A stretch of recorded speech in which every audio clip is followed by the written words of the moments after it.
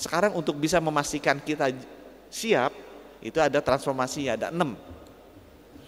Nomor 1 yang paling penting, transformasi di layanan primer.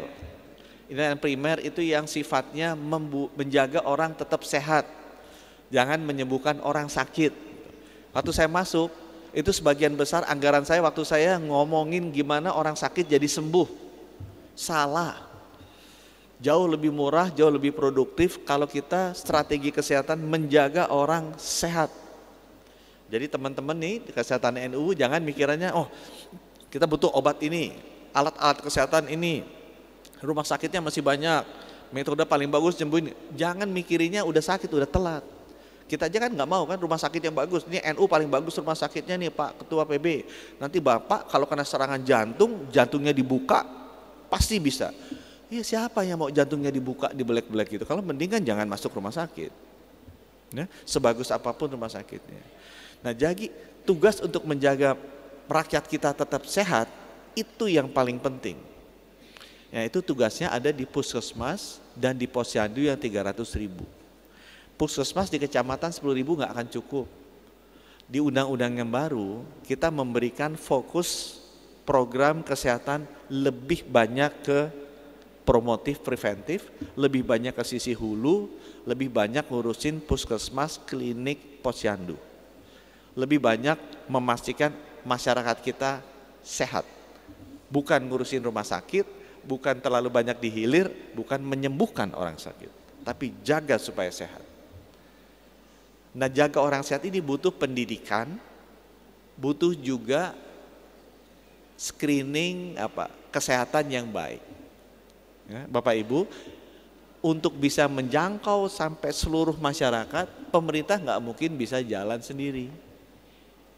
Yang paling besar posyandu itu bukan aparat pemerintah. Posyandu kita ada 300.000 di setiap dusun.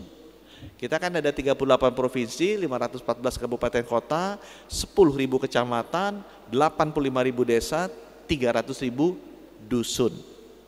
Nah, kita kesehatan tadi hanya berhenti sampai puskesmas, kecamatan 10.000, nggak cukup. Harus turun sampai ke dusun 300.000. Rata-rata ada 10 tim posyandu, 3 juta kader. Sebagian besar mungkin warga Fatayah atau Muslimah NU, karena kebanyakan ini perempuan. Ini yang penting jaga.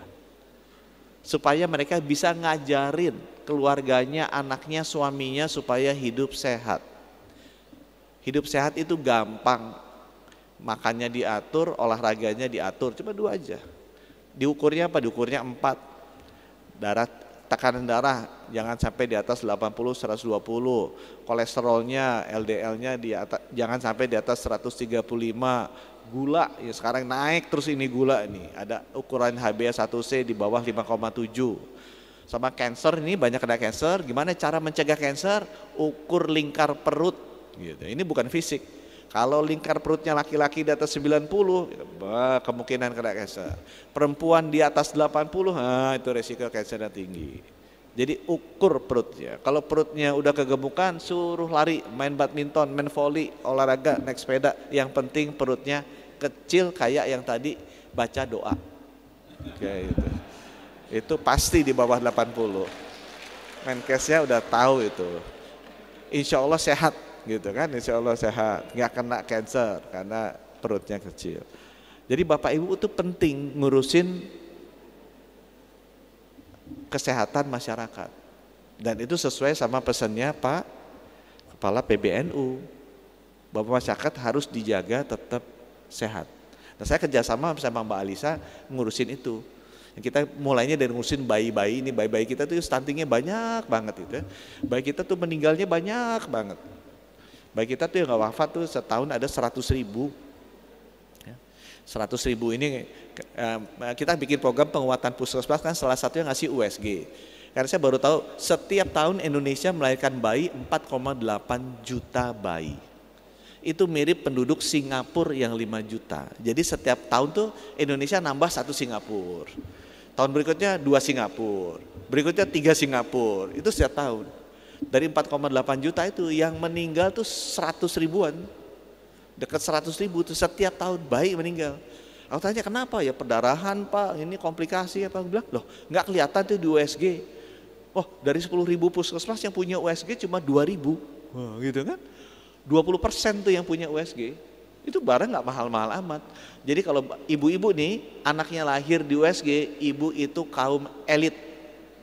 Soalnya ibu tuh 20% perempuan yang hamil yang bisa di USG. 80% lahir puskesmas tidak ada USG-nya. Jadi kemarin kita beliin tuh USG 10.000. Tahun ini mudah-mudahan selesai. Dan ternyata penuh orang-orangnya, wanita-wanita senang di USG. Kenapa? Bukan untuk kesehatan, tapi untuk lihat bayinya laki apa perempuan. Gitu kan. Laku langsung dilihat USG. Nah, tapi bagus kan, senang ibu-ibu. Jadi kesehatan bisa lihat kebalik apa enggak, ini plasentanya ada di mana, keikat sama tali apa enggak. Ya hal-hal seperti itu sebenarnya enggak sulit. Nah itu yang kita lakukan ya di promotif preventif. Transformasi kedua kita lakukan di mana?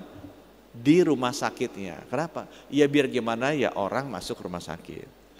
Dan Bapak Ibu saya pengen wanti-wanti nih teman-teman NU bantuin. Orang masuk rumah sakit masuk lewat pintu depan. Keluarnya kalau bisa lewat pintu depan. Jangan keluarnya lewat pintu belakang. Karena kamar mayat biasa ditaruh di belakang. Jarang kamar mayat ditaruh di depan, rumah sakit jarang.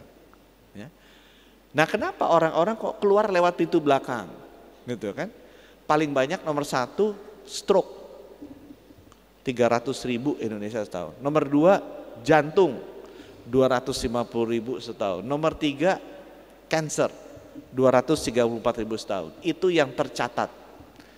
Pengalaman saya waktu COVID, realitasnya ya Pak Gus Yahya suka bilang itu, realitasnya 3 kali yang tercatat. Karena orang Indonesia nyatetnya suka salah-salah.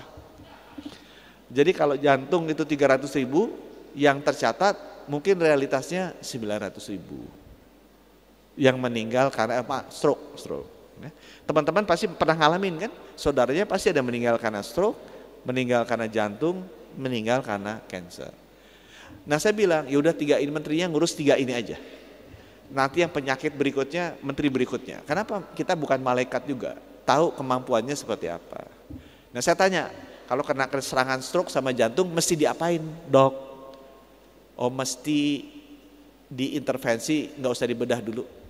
Ada yang namanya dipasang ring atau di kepala coiling atau trombektomi. Oh, pakai apa tuh? Pakai alat namanya cath lab, dimasukin dari paha, sodok, masuk sini pasang ring. Atau naik ke atas, diapain lah gitu sana. Oh iya, jadi dari 514 kabupaten kota, itu mesti dilakukannya gimana? Mesti 4 jam. Kalau 4 jam 90% selamat. 4 sampai 6 jam, udah agak kecil gitu. Di atas 6 jam ya 90% wafat. Jadi tinggal pilih mau hidupnya di dunia atau hidupnya di surga atau neraka tergantung dosanya, yaitu kita harus intervensinya di bawah 4 jam. Kalau di bawah 4 jam, nggak bisa kalau orang kena serangan jantung di Cianjur dibawa ke Bandung, nggak bisa, kelamaan. Jadi alat-alat itu harus ada di setiap kabupaten kota. Nah saya nanya, 514 kabupaten kota di Indonesia yang belum punya tinggal berapa lagi? Dijawab sama itu Dirut Harapan kita, Bapak nanya salah. Dari 514 kabupaten yang sudah punya berapa? Oh gitu ya. Dijawab 44. Kurang dari 10%. Jadi tuh kalau ada kiai NU kena serangan stroke sama jantung, 10% kansnya dia bisa diselamatkan. Karena nggak ada alatnya. Waktu saya tahun lalu tuh, jangankan kabupaten kota, provinsi ada 6 yang belum bisa waktu itu ya, tahun lalu. Bangka Belitung, Sulawesi Barat, Maluku Utara, Maluku, Papua, Papua Barat. Saya punya rumah sakit besar di Ambon. Saya tanya, loh, itu kalau ada serangan jantung di Ambon gimana tuh? Dok, kita bisa pakai suwuk gitu katanya. Kita bisa berdoa, masukin ke botol aqua, mudah-mudahan yang kena serangan jantung diterbangin ke Makassar sama Manado masih hidup gitu. Karena di Ambon nggak bisa ditangani. Nah akhirnya kita minta beliin itu cath lab 514 kabupaten kota. Siapkan fasilitas kemoterapi buat kanker di 514 kabupaten kota. Untuk yang 38 provinsi kita kasih radioterapi, itu kanker yang pakai sinar karena mahal-mahal. Kasih linek, kasih PET scan, kasih brachytherapy, itu alat-alat mahal semua. Ya. Itu semua dikasih. Ibu anak, kalau nggak salah tuh bayi lahirnya tuh 2.800 gram. Itu semua puskesmas bisa. Tapi banyak anak-anak meninggal itu lahirnya prematur, lebih ringan. Jadi kalau 2.800 sampai 1.800 itu semua 514 kabupaten kota harus bisa handle. Dari 2.800 sampai 1.000 gram, itu banyak yang lahir bayi di bawah 1.000 gram ya. 1.000 gram wafat biasanya itu bayi. Tapi sekarang semua provinsi harus bisa handle bayi di atas sampai 1.000 gram. Di bawah 1.000 gram itu ada beberapa 16 rumah sakit besar harus bisa. Sekarang cuma 1 atau 2 yang bisa. Padahal banyak yang lahirnya itu prematur meninggal. Itu rumah sakit. Nah begitu rumah sakit selesai, kita masalahnya pasang alat, nggak ada dokternya. Ya, ini pindah ke pilar transformasi nomor 5.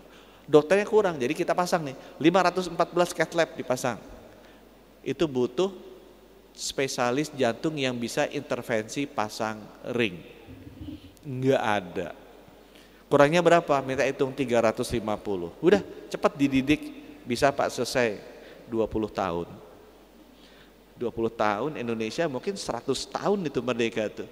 Baru selesai tuh urusan pasang ring nyelamatin kiai-kiai NU di seluruh kabupaten kota tuh kalau kena serangan jantung sama stroke. Kelamaan kata kau. Kenapa? Karena dokternya kurang. Ya udah didik di moratorium FK-nya. Karena aku jadi ketawa sendiri ya. Kok bisa di moratorium FK-nya nih? Aku bilang ke Pak Nadiem udah bercanda, kenapa sih di moratorium FK-nya? Karena dibilangnya kita dokter udah cukup, dari mana dokter cukup gitu.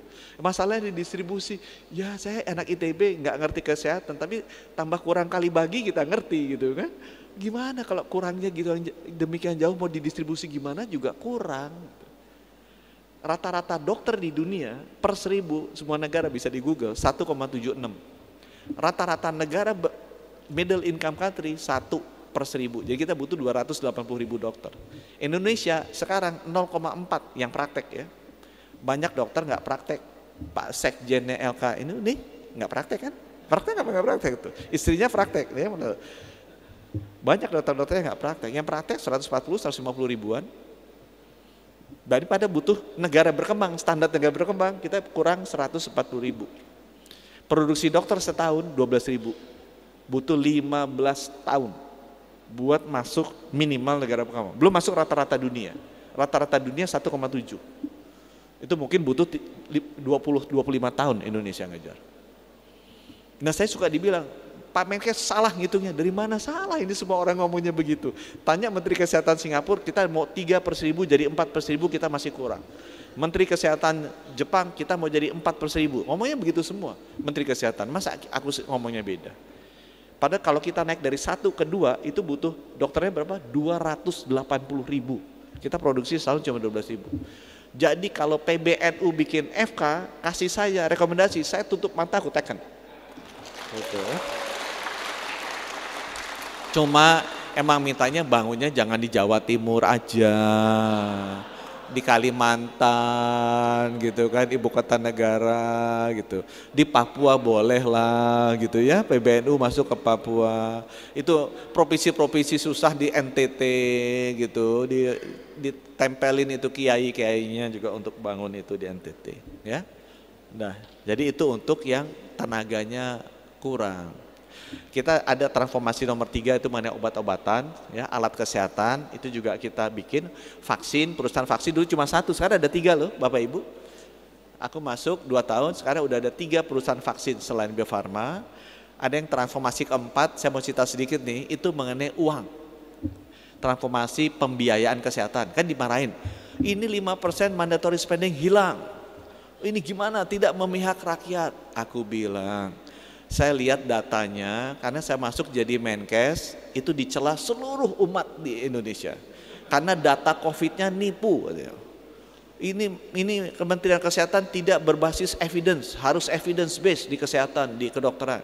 Itu data COVID yang salah semua. Jadi udah kita beresin. Nah, ini keuangan juga gini kan, kita evidence based. Aku bilangin nih ke teman-teman nih, yang namanya belanja kesehatan itu nggak ada hubungannya antara besarnya anggaran sama outcome-nya.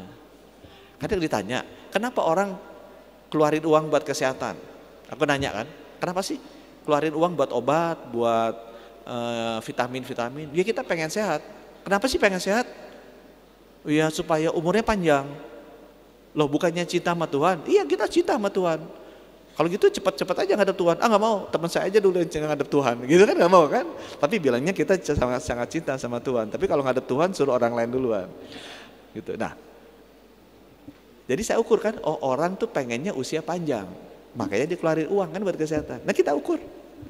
Negara yang paling banyak ngeluarin uang buat kesehatan itu Amerika. Rata-rata setahun $12.500. Berapa rata-rata usianya? 80 tahun. By the way Indonesia 72 tahun. Jadi ngomong ibu ini ketua PBNU berapa usianya? Oh 76 tahun, 77 tahun. Oh itu udah bonus tuh. Udah di atas rata-rata usia rakyat Indonesia 72. Jadi Bapak Ibu yang udah deket-deket 72, nah itu waspada tuh. Itu rata-rata usia itu. Masih banyak-banyak doa, banyak-banyak zikir. Ya 72. Nah Amerika keluarin 12.500, paling mahal di dunia, umurnya 80. Ada nggak saingannya? Ada, saingannya adalah Kuba. 80, keluarinnya cuma $2.000. Jadi, loh, Kuba ngeluarinnya 2.000, Amerika 12.800, 6 kali lipat kok outcome-nya sama. Jadi nggak ada hubungannya kalau makin banyak itu makin efisien, nggak ada. Jepang lebih tinggi dari Amerika 84, ngeluarinnya berapa? 4.800.